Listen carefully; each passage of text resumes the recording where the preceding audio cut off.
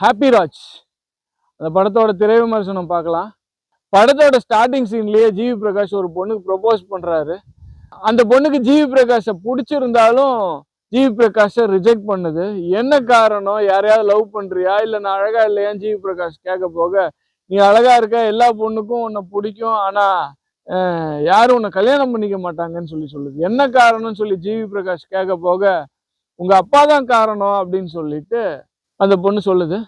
அவங்க அப்பா என்ன காரணமா இருக்க முடியும்னு சொல்லிட்டு ஒரு பிளாஷ்பேக் ஒன்று குட்டியா போறாங்க. ஜிவி பிரகாஷோட அப்பா யாருன்னா நம்ம மரியம் ஜார்ஜ் நடிச்சிருக்காரு.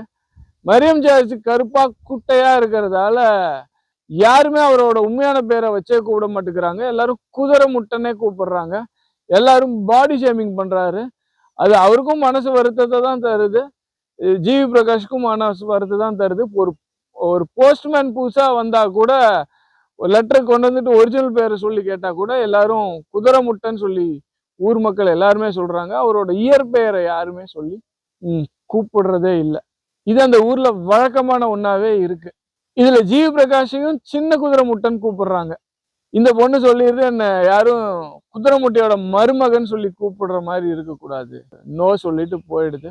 இதனால ஜிவி பிரகாஷ் ரொம்ப மனசு கஷ்டப்படுறாரு. சொந்த ஊர்ல இருந்தா தானே எல்லாரும் குதிரை முட்டைன்னு சொல்லி கூப்பிடுவீங்க, நான் வெளியூர் போய் வேலைக்கு போறேன் அப்படின்னு சொல்லிட்டு வெளியூர் பெங்களூர்ல ஐடி இண்டஸ்ட்ரிக்கு போயிடுறாரு. அங்க ஒரு ஆப் டெவலப் பண்றாரு. அந்த ஆப் டெவலப்மெண்ட்டோட ஸ்டேஜ் என்ன இருக்குன்னு சொல்லிட்டு ப்ரெசென்ட் பண்ண சொல்றாங்க ஒரு பொண்ணு. அந்த பொண்ணு தான் ஹீரோயின்.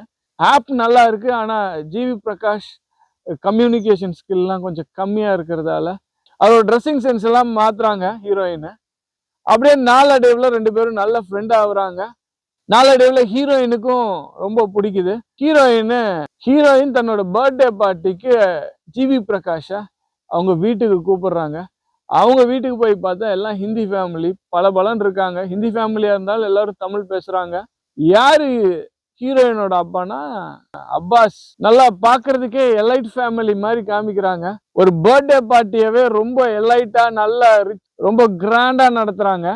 இந்த பர்த்டே பார்ட்டிலேயே ஒரு கிஃப்டை கொடுத்து எப்படியாவது இந்த ஹீரோயினுக்கு ப்ரப்போஸ் பண்ணணும்னு நினைச்சு போறாரு. ஆனா ஹீரோயினோட ஃபேமிலி ரொம்ப எலைட்டா இருக்கிறத பார்த்துட்டு ரொம்ப தயங்குறாரு. ஹீரோயினுக்கு கொலுசு கிஃப்டா கொடுக்கலாம்னு சொல்லிட்டு வாங்கிட்டு போயிருக்காரு. ஆனா அதை கொடுக்காமலே வந்துடுறாரு. அப்புறம் ஹீரோயின் தனியா கூப்பிட்டு, எனக்கு ஏன் என்னோட கிஃப்ட் எங்க அப்படின்னு சொல்லி கேட்க போக இவர் எடுத்து தராரு. அதையும் ஹீரோயின் வாங்கி வச்சுக்கிறாங்க. இவங்க ரெண்டு பேரும் பேசிக்கிறத பார்த்துட்டு அப்பாஸோட ஃப்ரெண்ட்ஸுக்கு எல்லாம் ஹீரோயினுக்கு ஜிவி பிரகாஷை பிடிக்குது அப்படிங்கிறது நல்லா தெரிஞ்சுக்கிறாங்க. இந்த பர்த்டே பார்ட்டியில தயங்கி நின்ன ஜிவி பிரகாஷுக்கு ஒரு ஷாக் கொடுக்குற மாதிரி